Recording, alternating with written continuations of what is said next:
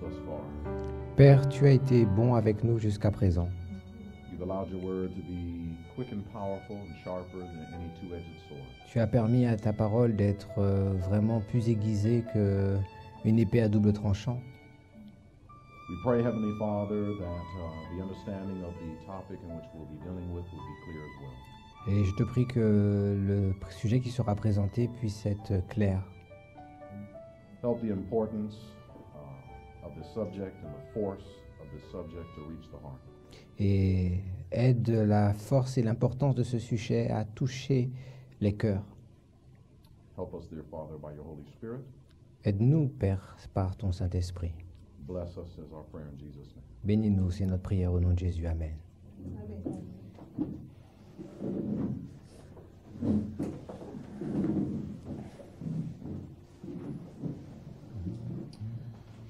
We're going to begin a study in the book of Ezekiel this morning. Nous allons commencer une étude dans le livre d'Ézéchiel ce matin. So I'm going to invite you to turn your Bibles to Ezekiel chapter 7. Donc je vais vous inviter dans Ézéchiel au chapitre 7. Ezekiel chapter 7. Ézéchiel chapitre 7. Many of us, I will assume, are familiar with Ezekiel 9. Beaucoup d'entre nous sont familiers avec Ézéchiel 9, je présume. And maybe it's good to begin there. So why don't we just turn to Ezekiel 9. Donc peut-être que c'est bon de commencer ici à Ézéchiel 9.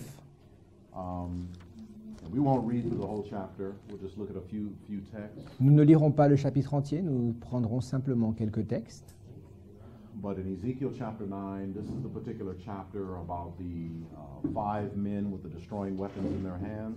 Donc ici, il s'agit du chapitre avec les 5 hommes avec les armes de destruction qu'ils ont.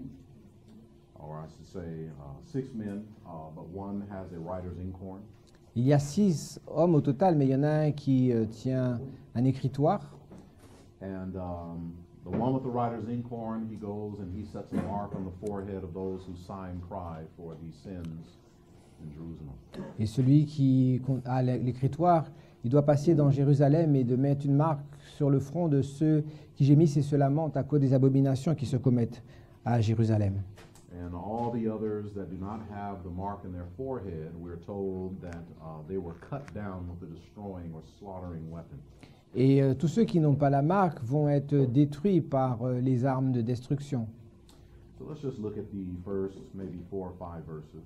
Regardons peut-être les 5 ou 6 premiers versets, les 4 ou les 5 premiers versets. The Bible says in Ezekiel 9, beginning with verse 1, it says, He cried also in mine ears with a loud voice, saying, Cause them that have charge over the city to draw near, every man with his destroying weapon in his hand. And behold, 6 men came from the way of the higher gate, which lieth towards the north, and every man a slaughter weapon in his hand. And one man among them was clothed with linen, with a writer's inkhorn by his side. And they went in and stood beside the brazen altar. And the glory of the God of Israel was gone up from the cherub whereupon he was to the threshold of the house. And he called to the man clothed with linen, which had a writer's inkhorn by his side. And the Lord said unto him, Go through the midst of the city, through the midst of Jerusalem, and set a mark upon the foreheads of the men that sigh and that cry for all the abominations that be done in the midst thereof. Puis il cria d'une voix forte à mes oreilles, Approchez-vous, qui deviez châtier la ville, chacun son instrument de destruction à la main. Et voici 6 hommes arrivèrent par le chemin de la porte supérieure du côté du septentrion, chacun son instrument de destruction à la main. Il y avait au milieu d'eux un homme vêtu de lin et portant une écritoire à la ceinture. Ils vinrent se placer près de l'autel d'airain. La gloire du Dieu d'Israël s'éleva du chérubin sur lequel elle était et se dirigea vers le seuil de la maison. Et il appela l'homme vêtu de lin et portant une écritoire à la ceinture. L'Éternel lui dit, Passe au milieu de la ville, au milieu de Jérusalem, et fais une marque sur le front des hommes qui soupirent et qui gémissent à cause de toutes les abominations qui s'y commettent. Then the Bible says in verse 5, it says, And to the others he said in mine hearing, Go ye after them, or him, through the city, and smite. Let not your eyes spare, neither have ye pity. Slay utterly old and young, both maids and little children and women. But come not near any man upon whom is the mark, and begin at my sanctuary. Then they began at the ancient men which were before the house. Et s'adressant aux autres en ma présence, il dit, Passez après lui dans la ville et frappez, que votre œil soit sans pitié et n'ayez point de miséricorde. Tuez, détruisez les vieillards, les jeunes hommes, les vierges, les enfants et les femmes, mais n'approchez pas de quiconque aura sur lui la marque et commencez par mon sanctuaire. Ils commencèrent par les anciens qui étaient devant la maison. How many of us have ever either read through or heard this particular chapter before?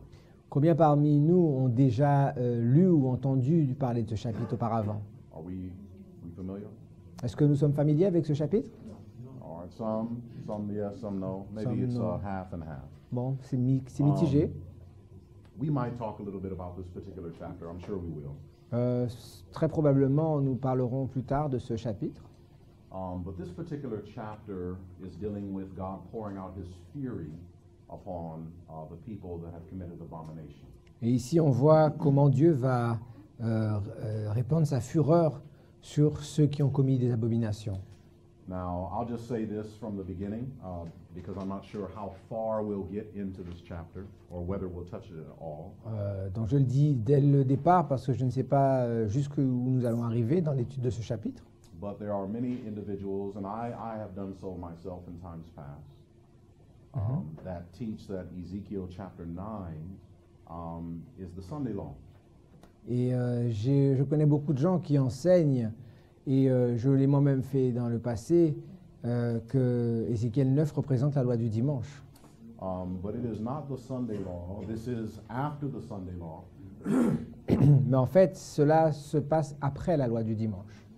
This is when God pours out His fury in the seven last plagues. C'est le This is what's moment taking place here. où Dieu fait éclater sa fureur au moment des 7 plaies. But it comes as a result of the abominations of the church in chapter 8. Mais cela vient comme le résultat de l'abomination de l'Église au chapitre 8. And we'll look in chapter 8 in just a moment, but I want you to notice something here.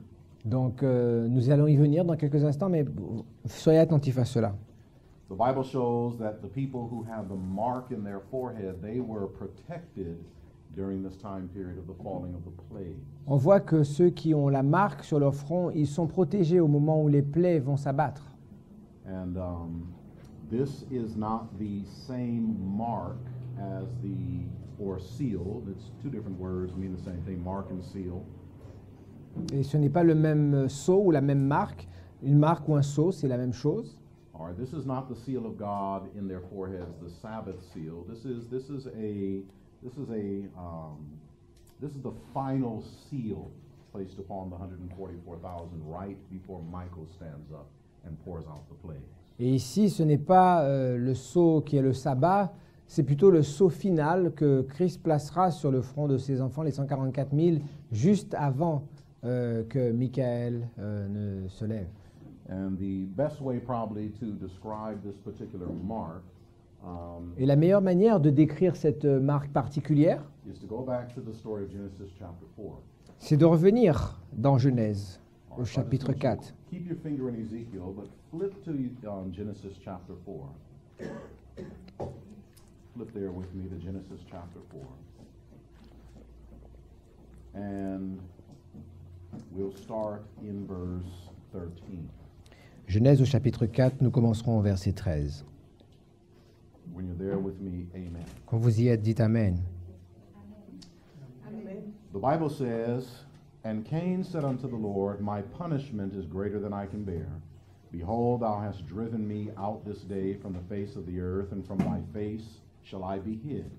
And I shall be a fugitive and a vagabond in the earth, and it shall come to pass that every one that findeth me shall slay me.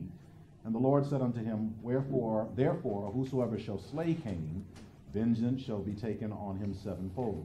And the Lord set a mark upon Cain, lest any finding him should kill him. Caïn dit à l'Éternel, mon châtiment est trop grand pour être supporté. Voici, tu me chasses aujourd'hui de cette terre. Je serai caché loin de ta face. Je serai errant et vagabond sur la terre, et quiconque me trouvera me tuera. L'Éternel lui dit, si quelqu'un tuait Caïn, Caïn serait vengé 7 fois. Et l'Éternel mit un signe sur Caïn pour que quiconque ne le trouverait ne le tue point. And so here, this particular mark that was set upon Cain was a mark of protection that kept him from death. Donc la marque posée sur le front de Caïn, c'est une marque qui le protège de la mort. The mark that is set upon those in Ezekiel chapter 9 is a mark of protection that keeps them from death.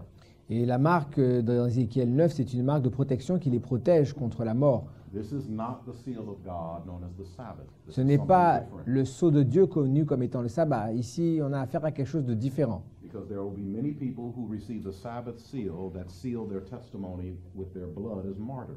Parce qu'il y a beaucoup qui vont recevoir le sceau du sabbat et qui scelleront leur témoignage par le sang parce qu'ils seront des martyrs pour leur foi.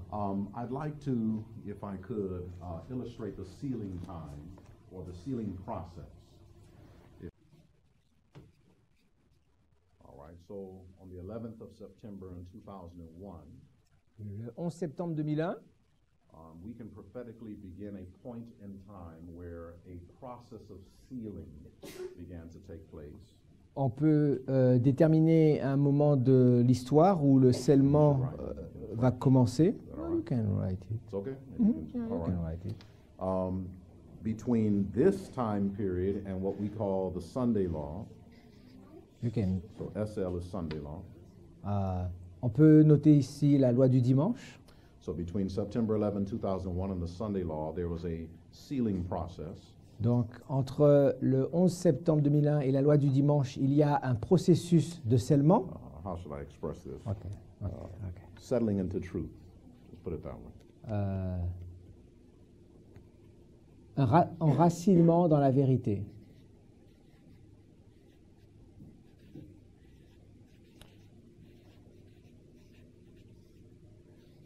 When you read in the Spirit of Prophecy, she talks about what the seal of God is, and she says it is a settling into truth both intellectually and spiritually so that we cannot be moved. Donc, elle décrit le sceau de Dieu comme étant un enracinement dans la vérité intellectuellement et spirituellement jusqu'à ce qu'on ne puisse plus en être retiré ou faire machine arrière. All right, so this is what's taking place now. This is why we're here. This is why we're studying to settle into Donc, truth. c'est ce qui se passe en ce moment, c'est la raison pour laquelle nous sommes ici, c'est pour être enracinés dans la vérité. All right, this is, you can write down the close of probation. Right Ici, on peut noter la fin du temps de grâce. there. Or Michael stands up, however you want to say it. Michael se lève.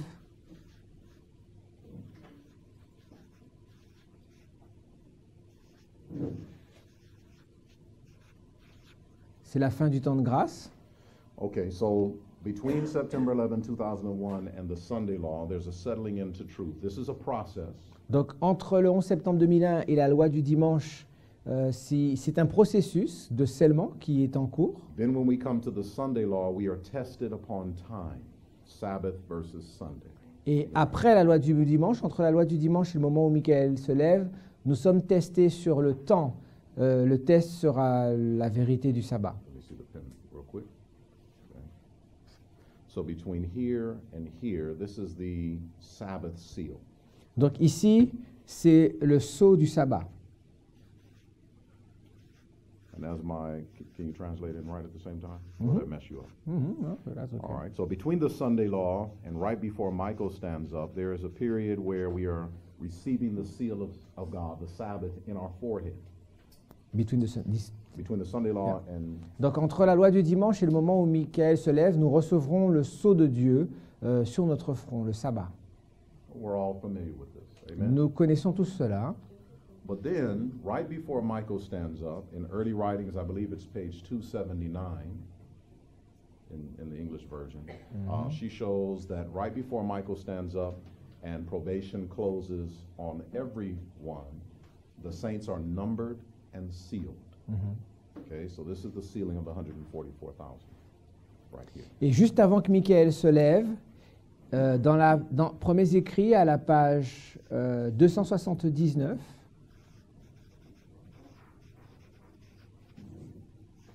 Now, for a number of years, right before Michael stands up, et j'ai vu dans la Bible et dans l'esprit de prophétie que le scellement des 144 000 se produit juste avant que Michael ne se lève. all right, and this is where Sister White places the vision of Ezekiel 9. Et c'est dans cet espace de temps que la sœur White place la vision d'Ézéchiel 9. After Michael stands up, you have the 7 last plagues. Juste après que Michael ne se lève, il y a les 7 plaies. All right, are you with me so far? Vous me suivez jusque-là? All right, so there's a settling into truth. This is a process of sealing. Donc il y a un enracinement dans la vérité. There's C'est a un settling processus. into truth experience which we're taking place now. Donc il y a un enracinement de la vérité, dans la vérité qu'il y a lieu présentement. Then at the Sunday law that takes place first in America, then goes throughout the entire world, Et- individuals have to make a choice between Sabbath and Sunday. Et après la loi du dimanche qui commencera d'abord aux États-Unis, puis va se répandre dans le monde, chaque individu devra faire un choix et choisir entre le sabbat ou le dimanche. And as we make our choice, we either receive the seal of God or the mark of the beast. Et tandis que nous faisons individuellement ce choix, chacun recevra le sceau de Dieu ou la marque de la bête. During the period between the Sunday law and Michael standing up, there are many martyrs.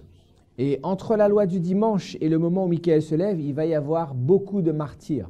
But when the 144,000 are sealed and Michael has stood up, Mais lorsque les 144 000 sont scellés et que Michael se lèvera, there are no more martyrs. il n'y aura plus de martyrs. And so when you look at the seal Donc lorsqu'on regarde au sceau, of Ezekiel chapter 9, dans Ézéchiel 9, the seal of Ezekiel 9 keeps them from death. le sceau qui leur est imposé les protège contre la mort. All right, that is not the Sabbath seal. Ce n'est pas le sceau du sabbat. Sister White in her writings calls it a covering of protection. Elle l'appelle, la sœur White, dans ses écrits, une couverture de protection. All right, so for those who go through the seven last plague time period, God covers them with protection. It's symbolized by the mark of Ezekiel 9. Et donc, à l'époque des 7 plaies, ceux qui pourront traverser seront protégés par Dieu. Et c'est ce que présente Ézéchiel au chapitre 9. All right, are we all together? Est-ce que nous sommes ensemble? Now, those particular points, we can spend the whole week on studying together and giving you all the information. Donc, nous pourrons passer toute la semaine à vous détailler cela et vous donner les informations pour bien comprendre. And I believe it's important to do so because it settles a lot of different things when you understand that. Et c'est important de le faire parce que cela permet de régler différents problèmes qui se rencontrent. But the point that I want to bring forth is that what we read about in Ezekiel 9 is not the Sunday law, but the results of the Sunday law right before Michael stands up. Ce que je veux que vous voyez, c'est que Ézéchiel 9 ne présente pas la loi du dimanche, mais les résultats de ce qui se passe après la loi du dimanche. All right? This comes as a result of Ezekiel 8. Et ce qui arrive, c'est une conséquence d'Ézéchiel 8. So look with me in Ezekiel chapter 8. Donc allez avec moi dans Ézéchiel chapitre 8. In Ezekiel chapter 8, there are these abominations that take place, these 4 abominations. Donc il y a dans Ézéchiel 8 ces abominations. And the final abomination is found in verse 16. Au verset 16, Ézéchiel 8, verset 16, il y a la dernière abomination. Well, let's start in verse 15 together. Commençons au verset 15. Now, this is the final abomination. C'est l'abomination. Notice. Notez que c'est l'abomination finale. The Bible says, "This said he unto me, Hast thou seen this, O son of man?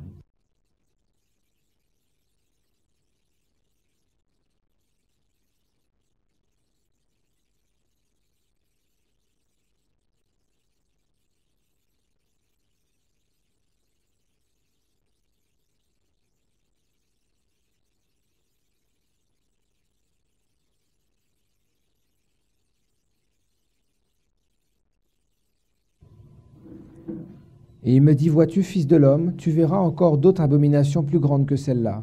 Et il me conduisit dans le parvis intérieur de la maison de l'Éternel. Et voici à l'entrée du temple de l'Éternel, entre le portique et l'autel, il y avait environ 25 hommes, tournant le dos au soleil et le visage vers l'Orient, et ils se prosternaient à l'Orient devant le soleil. All right, so notice what's taking place here in this particular vision or abomination. Donc, soyez attentifs à ce qui se passe ici. Here, Ezekiel is shown a vision of the sanctuary. Ézéchiel a ici une vision du sanctuaire. All right, and at the end of the world, it's a symbol of the church at large. Et c'est à la fin du monde une représentation de l'Église au sens large. And he sees how many men? Et combien d'hommes voit-il? What does it say? 25 men. Il voit right? 25 hommes.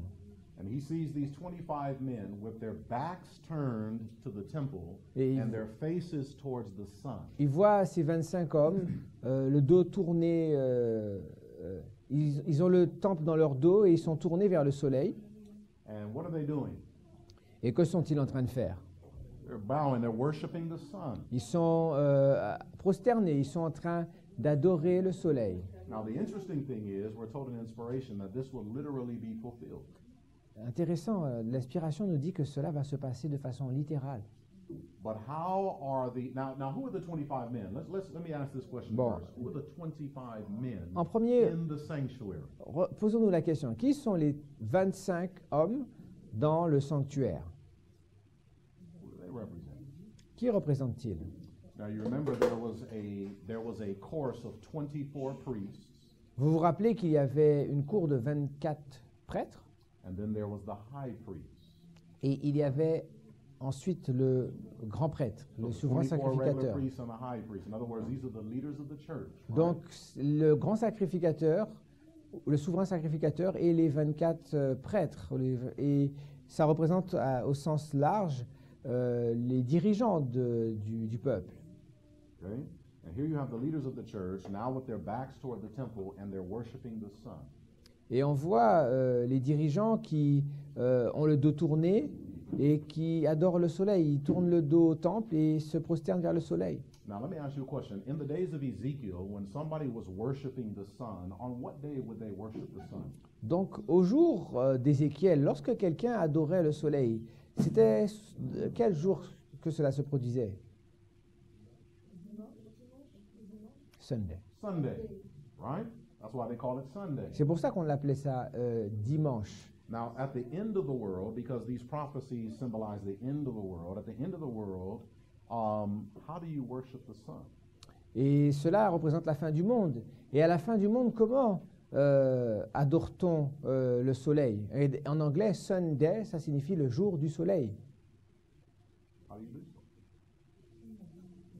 The same way they did in the past. La, on mê- the Sunday. la même manière, on adore le soleil à la fin du monde en faisant l'adoration le dimanche. You see, back then they worshipped the literal sun, which they believed gave life unto the earth. Dans le temps d'Ézéchiel, on adorait littéralement le soleil parce qu'on croyait que c'était lui qui produisait la vie, qui donnait la vie. All right, but at the end of the world, people worship Christ, who they believe is the Son of Righteousness that gave life unto the earth, but they do it on the Sunday. Et à la fin du monde, les gens adorent Christ, qui est le soleil de justice, mais ils le font le dimanche. You see, in times past, when they were worshiping the literal sun, they believed that they were worshiping God, but of course it was the devil's day. Et bien entendu, auparavant, lorsque les gens adoraient littéralement le soleil, ils pensaient qu'ils adoraient Dieu, et c'était en réalité le jour du diable. And of course, at the end of the world, when people worship on the Sunday, they believe that they're worshiping God, but it's not God's day, it's the devil's day. Et à la fin du monde, lorsque des gens vont se mettre à adorer le dimanche, croyant adorer Dieu, nous savons en effet que c'est le jour du diable qu'ils adoreront. And when you read in the book of Revelation chapter 13, it shows that they worship the dragon. Et on voit dans le livre d'Apocalypse 13 que les gens vont simplement adorer le dragon, Satan. All right, so what took place in times past? Remember the principle, friends, that the end, or I should say the beginning illustrates the end, or the end Vous is avez- represented by the beginning? Vous avez compris ce principe que la fin est illustrée par le commencement? Do you remember we talked about that? Vous vous rappelez, nous avons vu cela déjà? How things in times past are the shadow, Comment les choses du passé sont une ombre and we are the real deal at the end of the world. et nous sommes le véritable objet, nous qui sommes à la fin du monde. And so what takes place in the past will take place again in the future. Et ce qui s'est produit dans le passé, c'est ce qui se produira dans le futur. Father in heaven, we just pray, Lord, that you would keep our minds with all diligence. Père, nous te prions que tu puisses, avec diligence, préserver nos âmes. I know, dear Lord, that maybe we're hungry, maybe we're a little restless because of the humidity. Peut-être, Seigneur, nous sommes fatigués à cause de l'humidité ou que nous avons faim. But I pray, Lord, that we would not be distracted and lose the blessing. Mais Père, je te prie que nous ne soyons pas distraits et que nous ne perdions pas la bénédiction. And so, Father, I pray that we would be settled Je te prie que, Seigneur, nous soyons établis and that we would not allow the devil to steal the blessing that you're trying to give. et que nous ne laissions pas le diable voler cette bénédiction que tu essaies de nous donner. In Christ's name. Au nom de Jésus, Amen. So, Ezekiel chapter 8, the final abomination is Sunday worship. Donc l'abomination finale dans Ézéchiel 8, c'est l'adoration du soleil le dimanche. But who are the ones that are doing the worshiping? Mais qui sont ceux qui font le culte?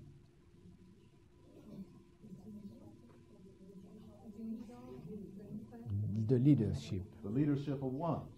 Le leadership de quoi? Of the sanctuary. And who does the sanctuary represent? Et que représente le sanctuaire? This is not referring to any other group of people but Israel, spiritual Israel out there in the world. This is Adventism. Cela ne se réfère à aucun autre groupe que l'Israël spirituel, l'Église adventiste à la fin du monde. Now, I find it a very interesting thing that our conference is broken up into a delegate of 25 minutes. I find it very interesting. C'est intéressant que la conférence générale est organisée avec une délégation de 25 hommes. Right, so you have a chorus of 24, then you have the high priest. You can say that it represents ministers and maybe the conference president. I don't know. Et peut-être on peut avoir les 24 qui représentent les pasteurs, les administrateurs, et le 25e, c'est le président qui typifie le grand prêtre. But this is the final abomination. Mais c'est l'abomination finale. Now, because of this abomination comes Ezekiel 9. À cause de cette abomination arrive Ézéchiel 9. And so Ezekiel 9 takes place here. Ézéchiel 9 se produit ici. Are you with me? Ezekiel 8 starts here. Ézéchiel 8 commence ici. Now, Ezekiel chapter 8 is the abomination. Ézéchiel 8, c'est l'abomination. Are you with me? Ezekiel 9, Ezekiel 8. Donc vous avez vu en premier Ézéchiel 9 et ensuite Ézéchiel 8. And of course, these things are progressive. Some of the abominations in Ezekiel 8 take place before the Sunday law. Et comme les choses sont progressives, certaines des abominations ont lieu avant la loi du dimanche. And I'll refrain from further comment. But before you have Ezekiel chapter 8 Mais avant Ézéchiel 8 and the abominations, et les abominations, you have Ezekiel 7.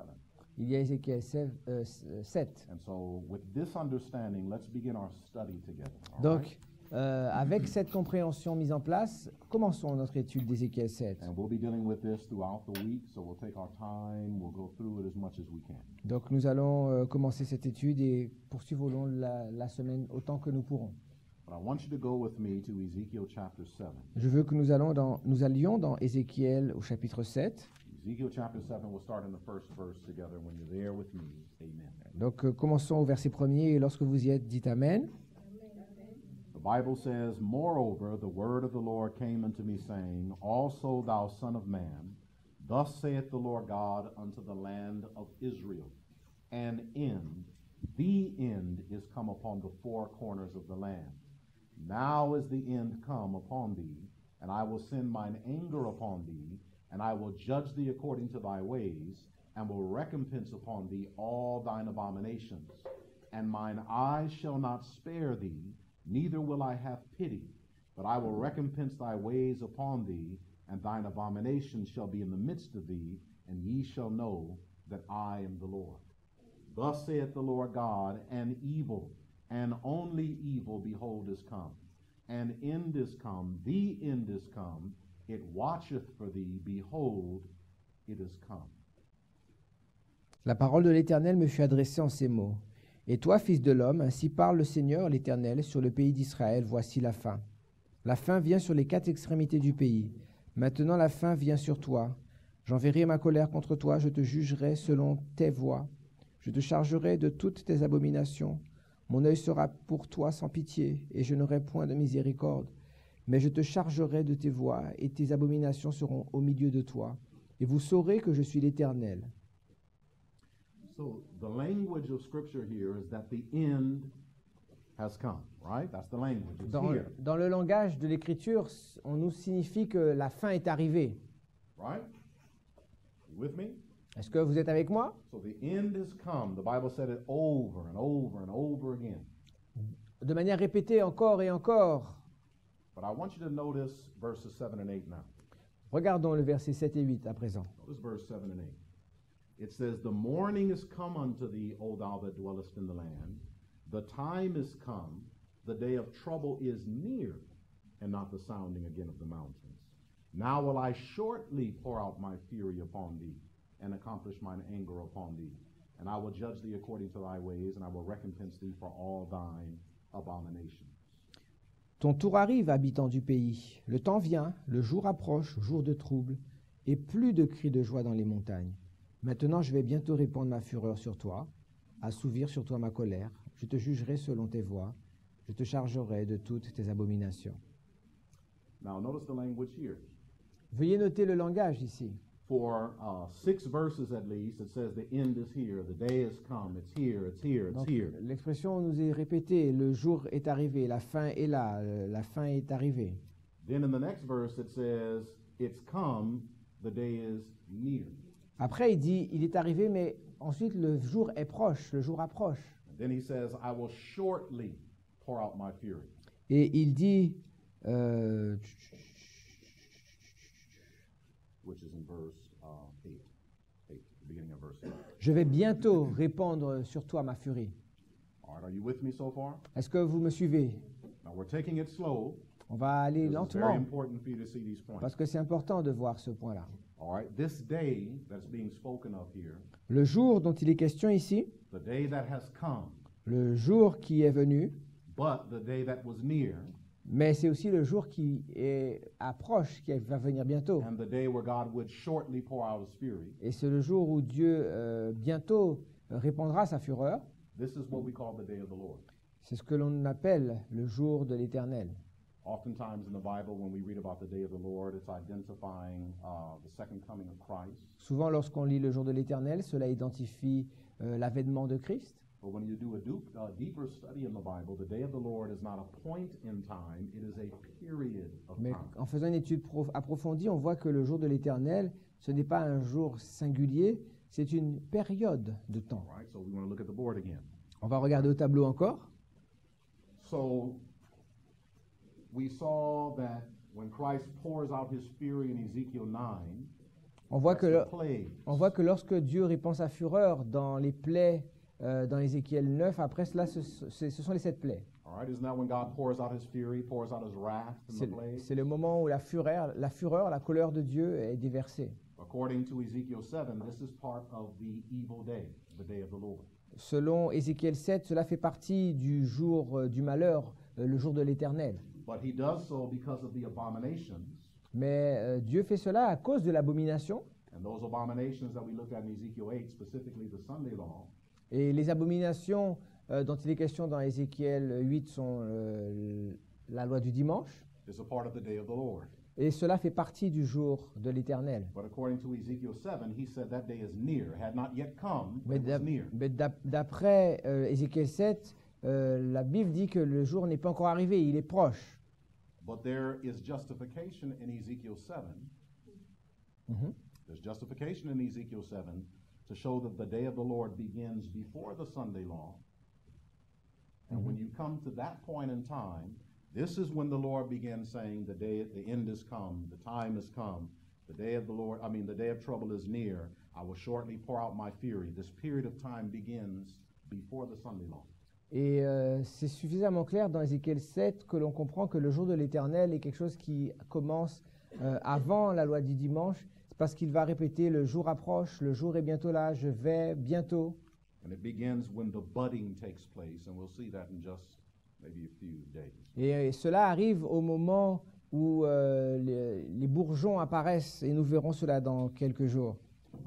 So I would like to just make a suggestion now, and then we'll go through and study it together by God's grace. Donc ici, je le suggère simplement, et nous l'étudierons plus tard dans notre rencontre.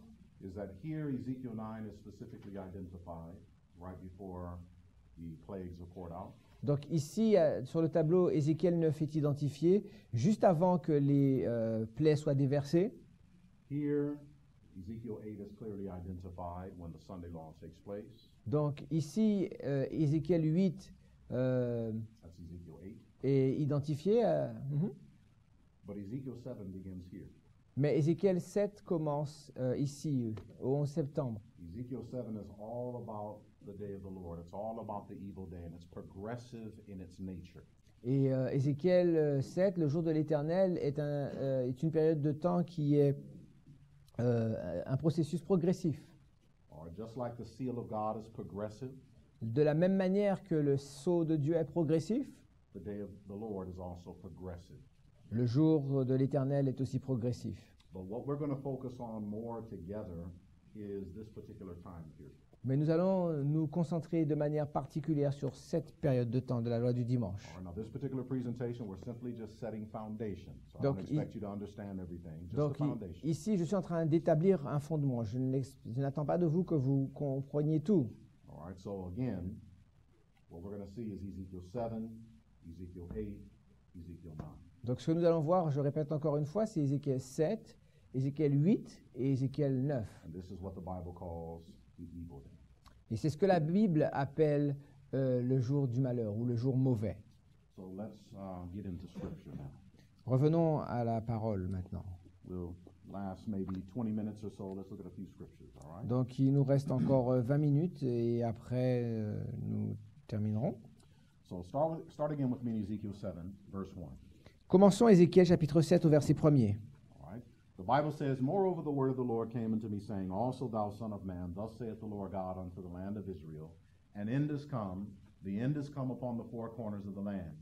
Now is the end come upon thee, and I will send mine anger upon thee, and I will judge thee according to thy ways, and I will recompense upon thee all thine abominations. La parole de l'Éternel me fut adressée en ces mots. Et toi, fils de l'homme, ainsi parle le Seigneur l'Éternel sur le pays d'Israël, voici la fin. La fin vient sur les quatre extrémités du pays, maintenant la fin vient sur toi. J'enverrai ma colère contre toi, je te jugerai selon tes voies, je te chargerai de toutes tes abominations. I have a question to ask you. J'ai une question pour vous. When is the first time the Bible uses that language, the end is come upon the land? Quand pour la première fois la Bible utilise cette expression, la fin vient sur le pays, When was the first time you read about that in the Bible? quand est-ce que cela est mentionné pour la première fois dans la Bible? God said for the first time, the end has come upon the land. Lorsque la Bible va dire que la fin est venue sur le pays.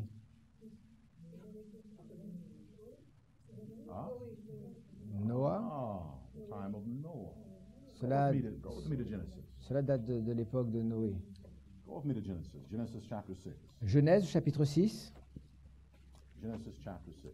Genèse chapitre 6. Now remember, in Ezekiel chapter 7, God says the end has come upon the land because of all your abominations, all of your sins. Donc la fin arrive à cause de toutes les abominations, à cause de tous les péchés. Why did God say the end has come upon the land in the days of Noah? Pourquoi Dieu a-t-il dit que la fin devait arriver sur le pays, sur la terre, au jour de Noé? Look at Genesis chapter 6. Allons dans Genèse chapitre 6, Genesis chapter 6, starting in verse 11. au verset 11, on va commencer. The Bible says, The earth also was corrupt before God, and the earth was filled with violence. And God looked upon the earth, and behold, it was corrupt, for all flesh had corrupted his way upon the earth. And God said unto Noah, The end of all flesh is come before me, for the earth is filled with violence through them, and behold, I will destroy them with the earth. La terre était corrompue devant Dieu, la terre était pleine de violence. Dieu regarda la terre et voici, elle était corrompue, car toute chair avait corrompu sa voie sur la terre. Alors Dieu dit à Noé, la fin de toute chair est arrêtée devant moi, car ils ont rempli la terre de violence. Voici, je vais les détruire avec la terre. So when God, in the beginning, the first time he had ever said, The end has come upon the land, Lorsqu'il va dire que pour la première fois que la fin est arrivée sur la terre, all right, this is the time period of Noah. c'était à l'époque de Noé. Now, how did God bring the end of all things to the land? How did he do it? Comment Dieu a-t-il amené le monde à sa destruction du temps de Noé? Water, the deluge, the flood, right? C'est par le déluge. Look at verse 17. Allons au verset 17. He says, Behold, I, even I, do bring a flood of waters upon the earth to destroy all flesh, wherein is the breath of life, from under heaven, and everything that is in the earth shall die. So he promises he was going to bring a flood upon the earth, right? Et moi je vais faire venir le déluge d'eau sur la terre pour détruire toute chair ayant souffle de vie sous le ciel. Tout ce qui est sur la terre périra. Donc Dieu va envoyer un déluge. Now, did the deluge destroy all the earth and all the people of the earth? Est-ce que le déluge a détruit toute la terre et tous les habitants de la terre? No. Otherwise, we wouldn't be here. Non. Parce que sinon, nous ne serions pas là aujourd'hui. Remember, we got to think before we answer, right? So not all the people of the earth were destroyed. There was a remnant that was saved. C'est pas toute la terre qui a été détruite. Il y a eu un reste qui fut sauvé. Amen? All right, we know the remnant, of course, was the Noah and his family. Nous savons que ce reste était Noé et sa famille. Now, if you flip with me to Matthew, Allons ensemble dans Matthieu, Matthew 24. Matthieu 24. Matthew 24. And as you're turning to Matthew 24, I want to ask you another question. Et tandis que vous y êtes, je vais vous poser une autre question. Will God ever destroy the earth again by a worldwide flood? Dieu va-t-il détruire de nouveau la terre avec un fleuve, un déluge mondial?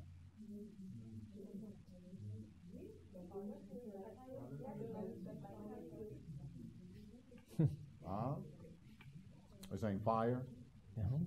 Okay. I can give you points for that one. That's not what we're looking at, though. Bon, c'est pas le feu que nous regardons. All right. Will he ever destroy the earth again? Donc, by est-ce que a Dieu flood détruira-t-il à nouveau le monde par un déluge d'eau? waters? Are we sure? Est-ce que nous sommes certains? All right. Turn with me to Matthew 24. Allons dans le livre de Matthieu, chapitre Turn with me 24. to Matthew 24. Matthieu 24. Matthew 24. And let's start in verse 37. Matthew 24 and verse 37. On va lire à partir du verset 37. Matthew 24 and verse 37. Amen when you're there. All right. The Bible says, "But as the days of Noah were, so shall also the coming of the Son of Man be. For as in the days that were before the flood, they were eating and drinking, marrying and giving in marriage, until the day that Noah entered into the ark, and knew not until the flood came and took them all away. So shall also the coming of the Son of Man be."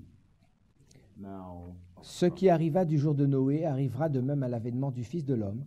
Car dans les jours qui précédèrent le déluge, les hommes mangeaient et buvaient, se mariaient et mariaient leurs enfants, jusqu'au jour où Noé entra dans l'arche, et ils ne se doutèrent de rien jusqu'à ce que le déluge vienne et les emporte tous. Il en sera de même à l'avènement du Fils de l'homme. I want to ask you another question. Donc voilà la question suivante. Does Christ contradict himself? Est-ce que Christ se contredit? So when he tells us and he promises us by the rainbow that's in the sky that there will never be another flood to cover the earth, Lorsqu'il dit que par l'arc-en-ciel, qui est le signe de l'alliance, il y aura la promesse de ne plus y avoir de déluge sur la terre, but then he shows that before his coming, the world will repeat the days of Noah. mais il dit en même temps qu'avant son retour, le monde sera identique à ce qui s'est passé du temps de Noé. What is he doing there? Et il dit juste avant le déluge. What is he doing there? Qu'est-ce qu'il est en train de faire? Because I'm going to show you Parce que je vais vous montrer, that there will be another worldwide flood. parce qu'il va y avoir un déluge mondial. It will be through waters. Et ça va être à travers les eaux. They will overflow, Les eaux vont déborder, but they're not literal waters. mais ce ne sont pas des eaux littérales. All right, this is symbolic, but the Bible calls it a flood. of C'est living un waters. déluge. C'est un déluge qui n'est pas littéral, c'est un langage symbolique. Et la Bible le décrit comme un déluge qui Noah's débordera. day will repeat to the very letter. Les jours de Well, Noé let me not vont say it that way. se Noah's day répéter. that history will repeat. I don't like saying to the L'histoire se répète. right? So Noah's day will repeat. There Donc, will be another flood. les jours de Noé vont se répéter. So it's not literal waters, right? Donc ici, il ne s'agit pas d'eau littérale, But there will be a flood. mais il y aura un déluge. So let's find out from the Bible in a little bit of time we have left where these waters come from, what these waters represent. Et pour le temps qui nous reste aujourd'hui, identifions d'où viennent ces eaux et ce qu'elles représentent. So turn with me to Jeremiah. Allons ensemble dans Jérémie. Go with me to Jeremiah. We're going to chapter 47. Dans Jérémie chapitre 47. Jeremiah chapter 47. And we're going to see where the waters will come from. On va identifier d'où viennent les eaux. Let's look at verse 2. Regardons le verset 2. Jeremiah 47, we're going to look at verse 2 together. Jérémie 47 au verset 2. When you're there, amen. Lorsque vous y êtes, Jeremiah 47, verse 2. Jérémie 47 au verset 2. The Bible says, Thus saith the Lord, Behold, waters rise up out of the north, and shall be an overflowing flood, and shall overflow the land, and all that is therein, the city and them that dwell therein. Then the men shall cry, and all the inhabitants of the land shall howl. And the noise of the stamping of the hooves of his strong horses, at the rushing of his chariots, and the trembling of his wheels, the fathers shall not look back to their children for feebleness of hands, because of the day that cometh, to spoil all the Philistines, and to cut off from Tyrus and Zidon every helper that remaineth. For the Lord will spoil the Philistines, the remnant of the country of Caphtor. La parole de l'Éternel fut adressée à Jérémie le prophète sur les Philistins avant que Pharaon frappe Gaza. Ainsi parle l'Éternel, voici des eaux s'élèvent du septentrion. Elles sont comme un torrent qui déborde, elles inondent le pays et ce qu'il contient. Les villes et leurs habitants, les hommes poussent des cris, tous les habitants du pays se lamentent à cause du retentissement des sabots de ces puissants chevaux, du bruit de ces chars et du fracas des roues. Les pères ne se tournent pas vers leurs enfants, tant les mains sont affaiblies, parce que le jour arrive où seront détruits tous les Philistins, exterminés tous ceux qui servaient encore d'aide à Tyr et à Sidon. Car l'Éternel va détruire les Philistins, les restes de l'île de Caphtor. All right, now question. God said there was going to be a flood. Where does it come from? Donc Dieu a dit qu'il va y avoir un débordement, un déluge. Et d'où vient-il? From the north. From the north. That's what I want you to write down. That's the first clue. Donc c'est le premier indice que vous devez noter. Ce déluge, il vient du nord. All right, the flood will come from the north. Jeremiah 1. Jérémie chapitre 1er. Jeremiah chapter 1. I'm going to put a few scriptures in place before we close. All right, so Jeremiah chapter 1. Jérémie chapitre 1er. And for time's sake, you write down your scriptures, maybe look at the screen. If the brother's going to have it there. We want to move just a little faster, just for time. I want to get a few scriptures in place before we close. So Jeremiah 1. Jeremiah chapter 1. I said a lot. Forgot about you. That's Sorry. okay. That's okay. Jeremiah chapter 1. Look with me in verse 13. Au verset 13, la parole de l'Éternel me fut adressée une seconde fois en ces mots. Que vois-tu? Je répondis, je vois une chaudière bouillante du côté du septentrion. All right, now the floods come from the north, right? Le déluge vient du nord. All right. The word of the Lord came unto me the second time, saying, What seest thou? And I said, I see a seething pot, and the face thereof is towards the north. Then the Lord said unto me, Out of the north an evil shall break forth upon all the inhabitants of the land. For lo, I will call all the families of the kingdoms of the north, saith the Lord. And they shall come, and they shall set every one his throne at the entering of the gates of Jerusalem, and against all the walls thereof round about, and against all the cities of Judah. And I will utter my judgments against them, touching all their wickedness, who have forsaken me and have burned incense to other gods and worshipped the works of their own hands. L'Éternel me dit au verset 14, c'est du septentrion que la calamité se répandra sur tous les habitants du pays. Car voici, je vais appeler tous les peuples des royaumes du septentrion, dit l'Éternel. Ils viendront et placeront chacun leur siège à l'entrée des ports de Jérusalem, contre ses murailles tout autour et contre toutes les villes de Juda. Je prononcerai mes jugements contre eux à cause de toute leur méchanceté parce qu'ils m'ont abandonné et ont offert de l'encens à d'autres dieux et parce qu'ils se sont prosternés devant l'ouvrage de leurs mains. All right, so notice now, there's going to be a flood and it comes from the north. Donc right? il va y avoir un déluge qui vient du nord. This flood is an evil that will break forth upon all the land of Israel. Et ce All fleuve, of Jerusalem. c'est un malheur qui va se répandre sur tout le pays de Jérusalem. And I just want to make sure we realize I'm not talking about literal Israel, although literal Israel will come under the flood as well.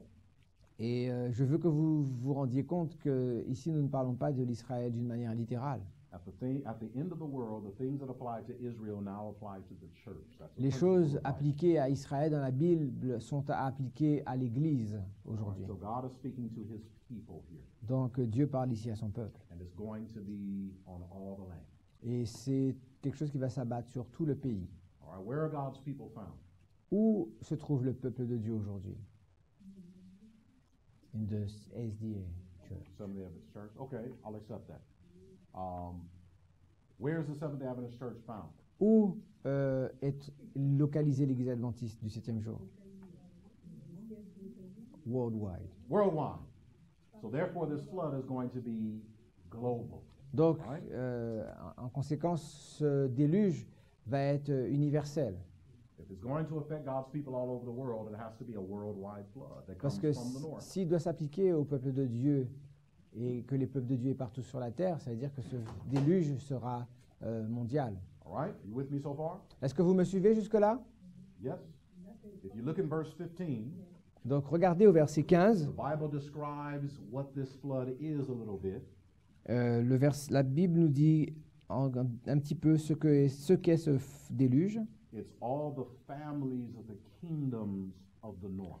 Il va appeler la famille des peuples du royaume du septentrion. All right, so this is not literal waters. This is a symbol of kingdoms or people. Donc c'est un symbole d'un peuple ou d'un royaume qui va venir. You with me so far? I see some strange looks. Maybe you're looking at Jimmy, not me. Donc je vois des visages un peu étranges. Vous êtes un peu perdus, hein? What's the problem? I don't know. Is it different? Non, non, non. Okay, all right. So this is people coming. Donc Okay. le fleuve, ce sont des peuples, un peuple qui va venir. Chapter 4. Jérémie chapitre 4. Chapter 4. And start with me. Start with me in 5, verse 5. Au verset 5.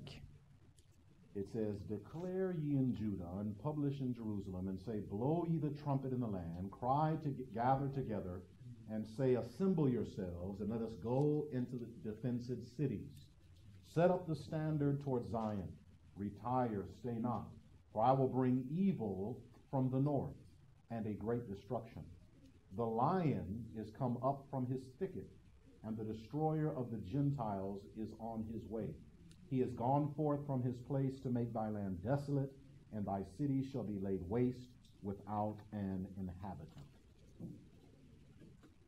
Annoncez en Juda, publiez à Jérusalem et dites, sonnez de la trompette dans le pays. Criez à pleine voix et dites, rassemblez-vous et allons dans les villes fortes. Élevez une bannière vers Sion, fuyez, ne vous arrêtez pas, car je fais venir du septentrion le malheur et un grand désastre. Le lion s'élance de son taillis, le destructeur des nations est en marche, il a quitté son lieu pour ravager ton pays. Tes villes seront ruinées, il n'y aura plus d'habitants. Now I want you to go back to all the scriptures that we've read, right? In your mind. Donc, dans votre tête, revenez à tous ces textes que nous avons pris. All right? An evil flood is coming from the south. Un déluge, un malheur qui est d'un déluge va venir du sud. Right? C'est que ça? All right, I'm just making sure you're not tired and sleepy. No, So make sure you're with me. Je voulais All right? m'assurer que vous n'êtes pas fatigué et que vous me suivez. So an evil is coming from the north. Le malheur vient du nord. It's a representation of peoples. C'est une représentation de royaumes, de peuples. The Bible says now that this power that's coming from the north is described as the lion that comes out of his thicket. Et cette populace est représentée comme un lion qui sort de son taillis. Or he's the destroyer of the Gentiles and he's on his way. C'est le destructeur des nations et qui est en marche. Okay? Interesting. When you think of a lion, what do you think of in Bible prophecy? Intéressant parce que lorsque vous pensez à un lion dans l'Écriture, à quoi cela vous fait-il penser? I'm hearing different answers. Judah, Jesus, Lion of Judah, David. right? David. Satan, the roaring Satan, the lion. roaring lion. Did you say Babylon? Yes. Brother in the back. Babylon. Babylone. Right? Turn with me to Jeremiah 25. Allez dans Jérémie. I don't know if Jesus is going to come as a flood and destroy all the inhabitants of the earth. Je sais Well, pas of course, si- the evil ones, yes, at the end of time. I guess you can apply that there, but this is before his second coming, right? It's taking place. Jeremiah 25. Jeremiah 25, look with me in verse 8. Au verset 8.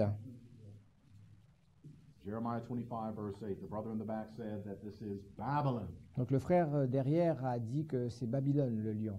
Bible says, therefore, thus saith the Lord of hosts, because ye have not heard my words, behold, I will send and take all the families of the north, saith the Lord, and Nebuchadrezzar, king of Babylon, my servant, and I will bring them against this land and against the inhabitants thereof and against all the nations round about, and I will utterly destroy them and make them an astonishment and an hissing and perpetual desolations. Moreover, I will take from them the voice of mirth, the voice of gladness, the voice of the bridegroom, the voice of the bride, the sound of the millstones, and the light of a candle. And this whole land shall be a desolation and an astonishment, and these nations shall serve the king of Babylon 70 years. C'est pourquoi ainsi parle l'Éternel des armées, parce que vous n'avez point écouté mes paroles. J'enverrai chercher de tous les peuples du septentrion, dit l'Éternel, et j'enverrai auprès de Nebuchadnezzar, roi de Babylone, mon serviteur. Je le ferai venir contre ce pays et contre ses habitants, et contre toutes ces nations alentour, afin de les dévouer par interdit et d'en faire un objet de désolation et de moquerie, des ruines éternelles. Je ferai cesser parmi eux les cris de réjouissance et les cris d'allégresse, les chants du fiancé et les chants de la fiancée, le bruit de la meule, de la lumière, de la lampe. Tout ce pays deviendra une ruine, un désert, et ces nations seront asservies au roi de Babylone pendant 70 ans. Now, whose is this power that comes from the north, according to Jeremiah? D'après Jérémie, qui est cette puissance qui vient du nord? Babylon. C'est Babylone. All right, Babylon comes from the north. Babylon is the lion of Bible prophecy. Babylone est le lion de la prophétie biblique qui vient du nord. Babylon is coming as a flood upon the land. Babylone vient comme un déluge qui se répand sur le pays. All right, this took place literally in the time period of Israel, Judah. Et cela s'est produit de manière littérale du temps de l'ancien Israël et Juda. But what about at the end of the world? Et maintenant, qu'en est-il à la fin du monde? Let's look at one last scripture together in the book of Isaiah, chapter 47. Regardons un dernier texte dans Ésaïe au chapitre 47. Isaiah 47, because if we want to identify Babylon at the end of the world, how do we do it? Parce que si nous voulons Who does it identifier Babylone à la fin du monde, nous devons comprendre qui il représente. All right, look with me in Isaiah 47, Ésaïe 47, verse 1. au verset 1. You all there, Isaiah 47, verse 1? Ésaïe 47 au verset 1er. The whole chapter is powerful. I don't know where to end. Le chapitre entier est puissant et je ne sais pas où m'arrêter. So we might read the whole chapter. It's only 15 verses. Peut-être on va tout lire. But notice what it says. Ésaïe 47. Come down and sit in the dust, O virgin daughter of Babylon. Sit on the ground. There is no throne, O daughter of the Chaldeans. For thou shalt no more be called tender and delicate. Take the millstones and grind meal. Uncover thy locks, make bare the leg, uncover the thigh, pass over the rivers. Thy nakedness shall be uncovered, yea, thy shame shall be seen. I will take vengeance, and I will not meet thee as a man. As for our Redeemer, the Holy One, the Lord of hosts is his name, the Holy One of Israel. Sit thou silent and get thee into darkness, O daughter of the Chaldeans, for thou shalt no more be called the Lady of Kingdoms. And I'll stop there for a moment. 1 through 5. Descends et assieds-toi dans la poussière, vierge, fille de Babylone. Assieds-toi à terre sans trône, fille des Chaldéens. On ne t'appellera plus délicate et voluptueuse.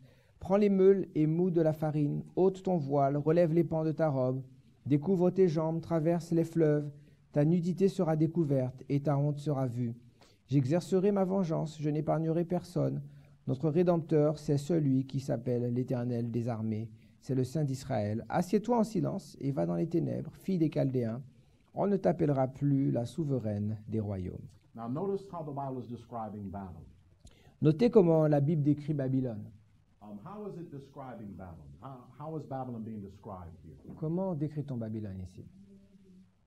What is Babylon being likened unto? À quoi Babylone est-elle comparée? Virgin. A virgin. All right. Give me keep going. Keep going. Une delicate. delicate woman. woman. That's the word I'm looking for. C'est une femme. Babylon is described as a female. Babylone est décrite comme une femme. Why? Pourquoi? The Bible says in verse 5, she is the lady of kingdoms. That's very interesting. Intéressant, on l'appellera la souveraine. All right, Des why is she royaumes. described as the lady of kingdoms? Pourquoi est-elle décrite comme étant la souveraine des royaumes? Who's the lady of kingdoms in Bible prophecy? Let's look at that. Qui est la souveraine des nations dans la prophétie biblique? When you go through the kingdoms of Bible prophecy, Lorsque l'on parcourt les royaumes de la prophétie biblique, we know Babylon's described as the lion, the Persia the bear, Greece is the leopard, on voit que Rome is Babylone, this beast. on voit les différents symboles des royaumes et des bêtes. And these are usually these beasts or Ici, on voit les bêtes qui sont des métaux. there's only one power in all of Bible prophecy that is described as a female kingdom or a lady of kingdom. Il n'y a qu'une seule entité qui est décrite comme une femme. All right, what power is the lady of kingdom? Quelle puissance est la souveraine ou la femme des royaumes? Let's keep reading. Maybe some more description. Keep On va continuer à lire et on va voir un peu plus de détails. All right, but just keep these thoughts in your mind. What power is described as the female kingdom? Just keep this in your mind. Quel royaume est identifié comme la souveraine des nations? Notice what it says in verse 6. It says, I was wroth with my people. I have polluted mine inheritance and given them to thine hand. Thou didst show them no mercy. Upon the ancients hast thou very heavily laid thy yoke. Thou hast said, I shall be a lady forever, so that thou didst not lay these things to thy heart, neither didst remember the latter end of it. Therefore hear now this, thou that art given to pleasures, that dwellest carelessly, that saith in thy heart, I am, and none else beside me. I shall not sit a widow, neither shall I know the loss of children. But these two things shall come upon thee in a moment, in one day, the loss of children and widowhood. They shall come upon thee in their perfection for the multitude of thy sorceries, and for the great abundance of thine enchantments. 6 to 10. 69. J'étais irrité contre mon peuple, j'avais profané mon héritage, je les avais livrés entre tes mains. Tu n'as pas eu pour eux de la compassion, tu as durement appesanti ton joug sur le vieillard. Tu disais à toujours, je serai souveraine. Tu n'as point mis dans ton esprit, tu n'as point songé que cela prendrait fin. Écoute maintenant ceci, voluptueuse, qui t'assied avec assurance et qui dit en ton cœur, moi et rien que moi, je ne serai jamais veuve et je ne serai jamais privée d'enfants. Ces deux choses t'arriveront subitement au même jour, la privation d'enfants et le veuvage.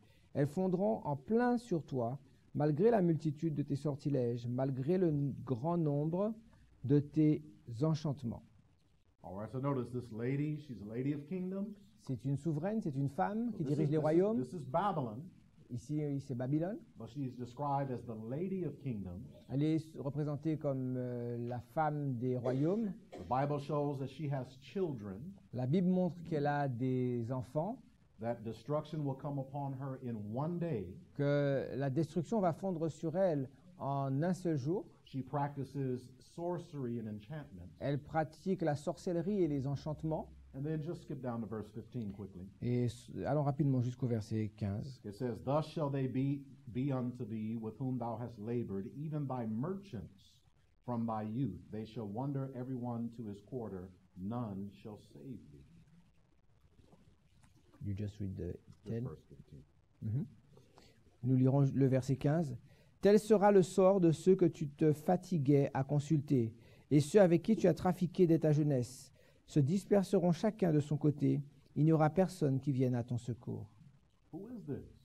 De qui parle-t-on ici? Who's the lady of kingdom? Quelle est cette souveraine des Has nations children, qui a des enfants, called Babylon. qui s'appelle Babylone? Plagues will come upon her in one day. Des plaies vont fondre sur elle en un jour, ou une destruction. She has merchants. Elle a des marchands. None are able to save her, but they bewail her. Aucun ne pourront la sauver et tous l'abandonneront. Who is this? De qui parle-t-on? papacy. The papacy.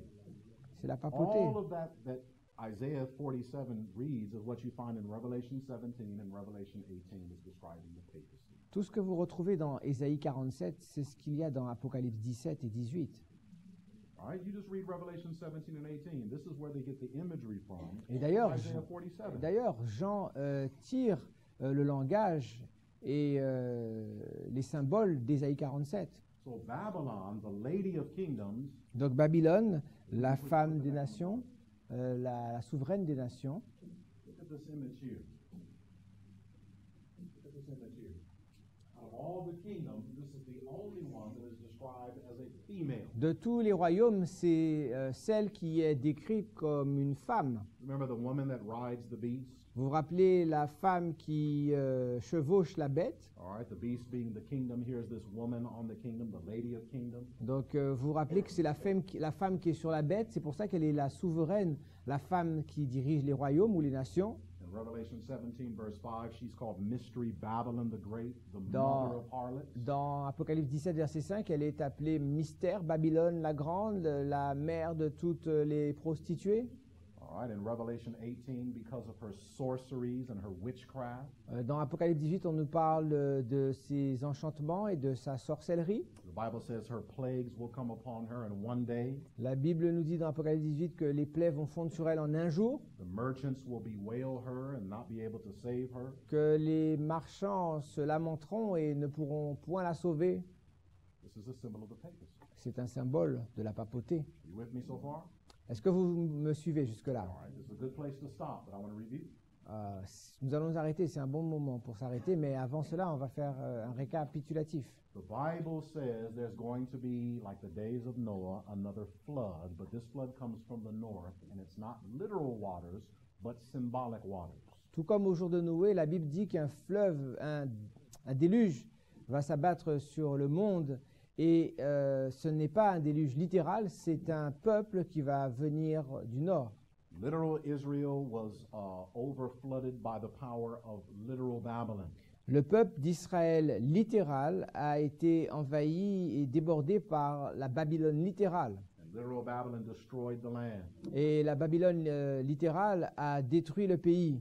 But at the end of the world, Mais à la fin du monde, which is what we're discussing, et c'est ce que nous sommes en train de voir ici, spiritual Babylon la Babylone spirituelle is also going to come as a flood of mighty waters. va aussi venir comme un déluge d'eau.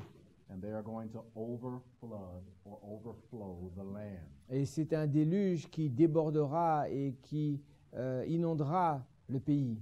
When does the papacy come as a mighty flood of waters? Donc quand la papauté vient-elle comme un puissant fleuve qui va inonder? Remember the language of Ezekiel 7. Rappelez-vous le langage d'Ézéchiel 7. And evil has come. Un malheur arrive. Behold, it has come. Voilà, il est là, il arrive. It says the morning has come. Le matin vient, The day of trouble is near. le jour de trouble est proche. So there's a point in time where you enter into what's called the evil day. Donc il y a un moment où on arrive dans ce qu'on appelle le jour du malheur. But this evil day is different from the time of trouble that's near. Mais ce jour du malheur est différent du temps de trouble à venir. The evil day contains within it the time of trouble. Le jour du malheur contient à l'intérieur le temps de trouble. Now we realize that at the Sunday law, this is the time period where the papacy is going to flood the land. Nous avons remarqué qu'à la loi du dimanche, c'est le moment identifié où la papauté va inonder le pays. We're in the midst of the evil day. Au milieu du jour du malheur, The day of trouble is near. le jour de trouble qui est proche, And then God says, I will shortly pour out my fury et upon thee. suite à cela, Dieu dit qu'il va très bientôt répandre sa fureur. All right, so we're looking at this particular progressive process, Nous sommes en train de regarder ce processus progressif, but we're focusing here. mais nous sommes concentrés sur ici la loi du dimanche. So what we're going to do tomorrow is continue with this particular thought. Donc ce que nous ferons demain, Dieu voulant, c'est de poursuivre avec cette Give you pensée, some text to show how the papacy does come as a flood. It's connected with waters. donner plusieurs textes montrant comment la papauté vient comme un fleuve qui inonde. And then we're going to talk about what happens to God's people at this point in time. Et on va voir ce qui se passe pour le peuple de Dieu à ce moment-là. As we're looking at the progressive evil day, Tandis que nous regardons au côté progressif du jour mauvais, du jour du malheur, we made reference to the sealing, how it's progressive as well. nous allons montrer comment le scellement est aussi progressif. We're going to start talking about the close of probation. On va commencer à parler de la fin du temps de grâce. All right, so we're looking at three things all in one, On va aborder trois choses en une, but you can't really separate them. qu'on ne peut pas vraiment séparer. All right? All right, so we just have some foundational things today. We'll get in deeper Donc, tomorrow. ici, on a posé un fondement et on ira plus profondément demain. So let's have a word. Prions.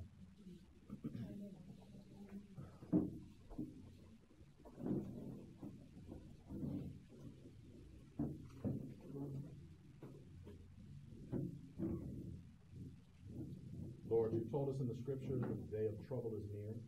Seigneur, tu nous as dit dans l'Écriture que le jour de trouble est proche. We have come to the time period where we are in the midst of an evil day. Nous arrivons à l'époque où nous sommes au milieu du jour mauvais. Destruction is in the land, judgments are taking place.